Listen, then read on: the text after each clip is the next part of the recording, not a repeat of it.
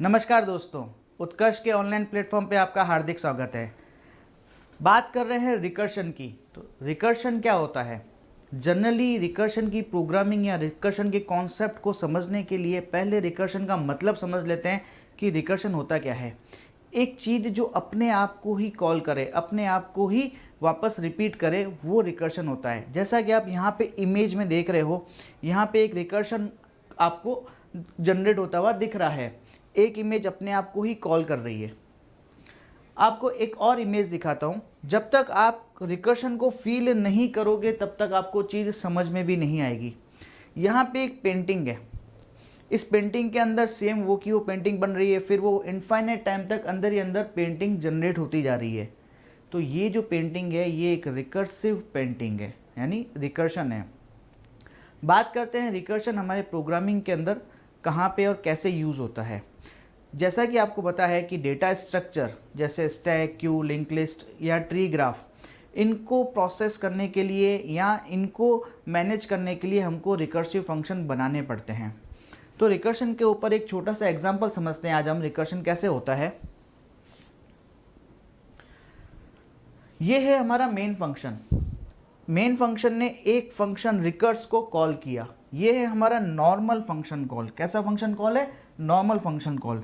यहाँ से हम उस रिकर्स फंक्शन तक जाएंगे और फिर रिकर्स फंक्शन ने अपने आप को ही कॉल कर दिया, यानी ये फंक्शन नेम है रिकर्स, ये फंक्शन नेम है रिकर्स और इसने अपने आप को ही कॉल किया। अ फंक्शन कॉल इटसेल्फ, या जब फंक्शन अपने आप को ही कॉल करता है उसको हम क्या कहते हैं? रिकर्शन। एक फंक्शन जब अपने आप को ही कॉल करता है उसको हम रिकर्शन कहते हैं। इसके लिए हम एक एग्जांपल समझते हैं। हमारे पास फैक्टोरियल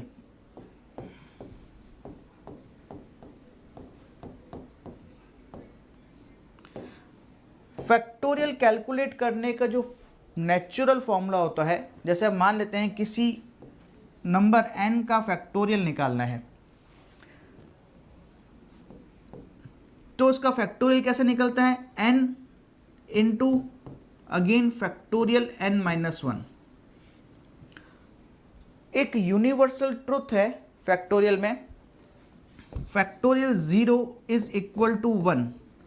फैक्टोरियल ज़ीरो क्या होता है? वन। हम फैक्टोरियल एक नॉर्मल बिना रिकर्शन के कैसे कैलकुलेट करते हैं? मान लेते हैं कि आपको फैक्टोरियल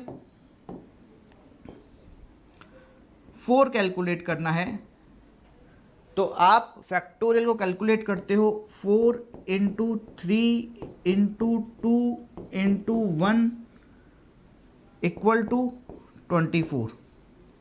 आप कुछ इस तरीके से फैक्टोरियल को कैलकुलेट करते हो। यहाँ पे आपको लूप अप्लाई करना पड़ेगा।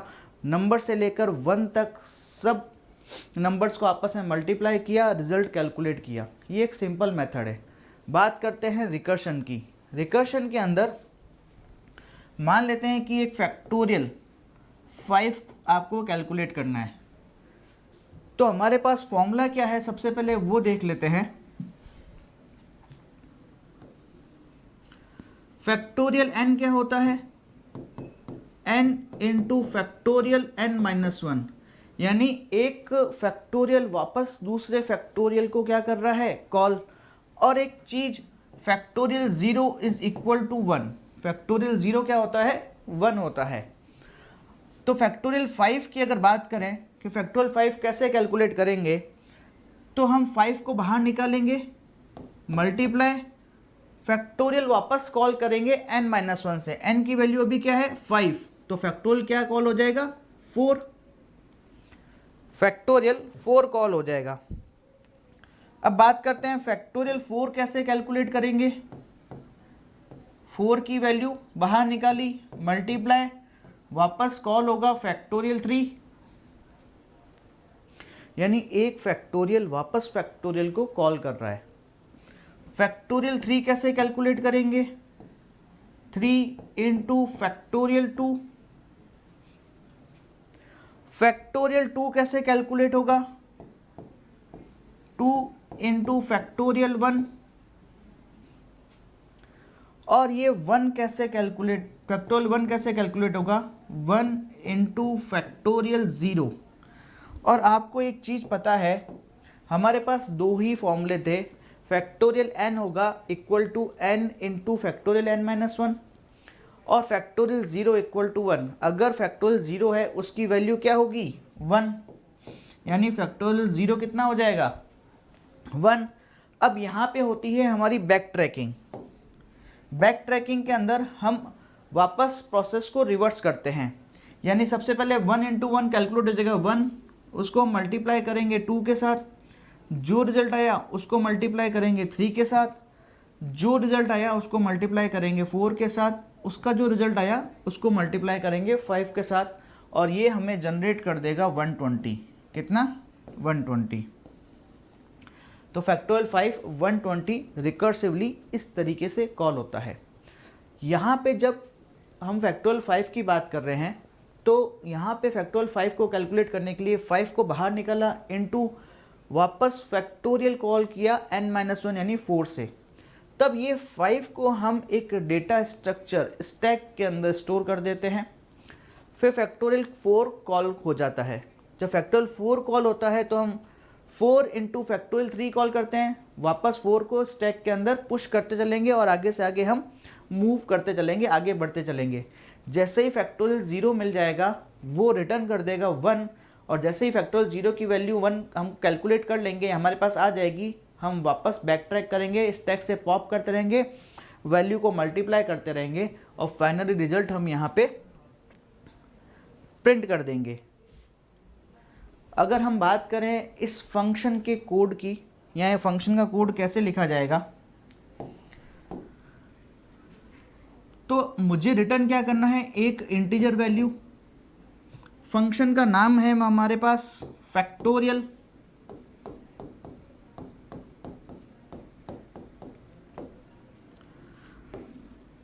हम किसी भी चीज को ज़्यादा कॉम्प्लेक्स नहीं बनाएंगे, जैसा हमने अभी समझा उसी हिसाब से हम उसको कोड करने वाले हैं।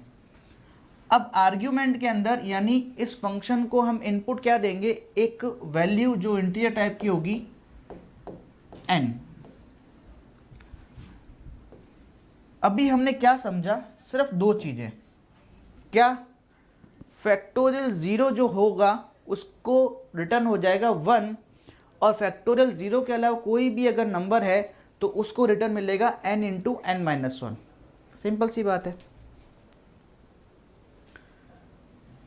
तो बात क्या कह रहा हूं मैं, उसको मैं कोड में लिख रहा हूं। इफ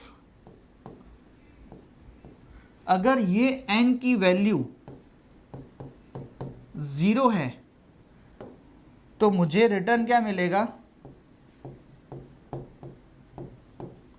1। मुझे रिटर्न क्या मिलेगा, 1। Otherwise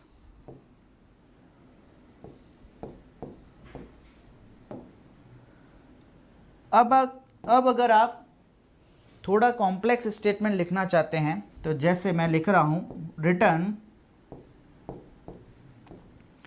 n into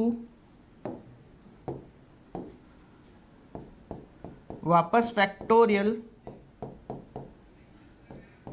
n-1।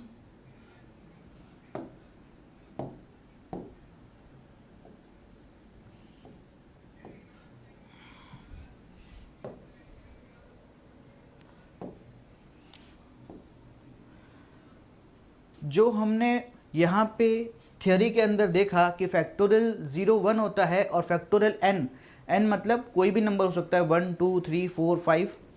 तो फैक्टोरियल n कैसे निकलेगा, n इंटू फैक्टोरियल वापस कॉल हो जाएगा n-1 से, और मैंने उसी को ही कोड में कन्वर्ट कर दिया। यानी अगर आप फंक्शन कॉल कर रहे हो फैक्टोरियल 5 तो n की वैल्यू क्या हो जाएगी, 5। अब जब n की वैल्यू 5 होगी, क्या n की वैल्यू 0 है, नहीं, एल्स पार्ट एग्जीक्यूट होगा, 5 को हम बाहर निकालेंगे, इनटू वापस फैक्टोरियल 4 कॉल हो जाएगा, हम वापस इस फैक्टोरियल फंक्शन को कॉल कर देंगे। यानी ये स्टेटमेंट वापस किसको कॉल कर रहा है, फैक्टोरियल को n-1 से। अब n की वैल्यू हो जाएगी 4। क्या n की वैल्यू 0 है? नहीं, एल्स पार्ट एग्जीक्यूट होगा और फिर वो 4 इंटू फैक्टोरियल 3 कॉल हो जाएगा और ये रिकर्सिवली कॉल करता रहेगा जब तक कि n की वैल्यू 0 नहीं हो जाती।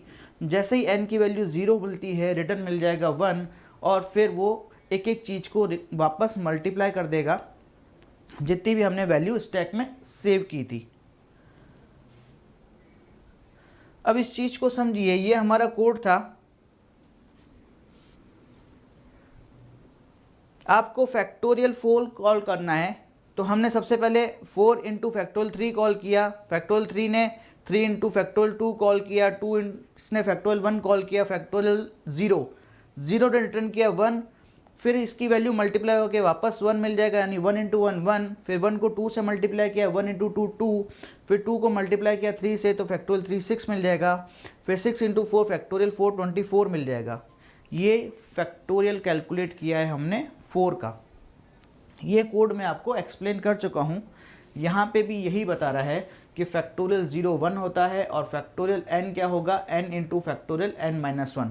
यहाँ पे n की वैल्यू 0 से बड़ी होनी चाहिए। ये भी सेम उसी प्रोसेस को समझा रहा है कि यहाँ पे फैक्टोरियल 6 कैसे कॉल हो रहा है, यानी फैक्टोरियल 6 जब मुझे कॉल करना है तो 6 इंटू फैक्टोरियल 5, फैक्टोरियल 5 कैसे कॉल होगा, 5 इंटू फैक्टोरियल 4, फैक्टोरियल 4 कैसे होगा, 4 इंटू फैक्टोरियल 3, फैक्टोरियल 3 कैसे कैलकुलेट होगा, 3 इंटू फैक्टोरियल 2, फैक्टोरियल 2 को कॉल कैसे होगा, 2 इंटू फैक्टोरियल 1, फैक्टोरियल 1 जो यहाँ पे हम 1 पे रिटर्न कर रहे हैं 1, तो 1 का फैक्टोरियल वापस 1 मिल जाएगा। अब ये दोनों आपस में मल्टीप्लाई होंगे, ये पोस्ट फिक्स मल्टीप्लाई है। क्या इसको अपन डिटेल में नहीं जाएंगे कि पोस्ट फिक्स क्या होता है, वो अपन बाद में देखेंगे। इसका रिजल्ट मिल जाएगा हमें 6 इंटू 120 यानी 720 हमको रिजल्ट में मिल जाएगा। तो ये हमारा होता है फैक्टोरियल या फैक्टोरियल फंक्शन। उम्मीद करता हूँ आपको अच्छा लगा होगा। धन्यवाद।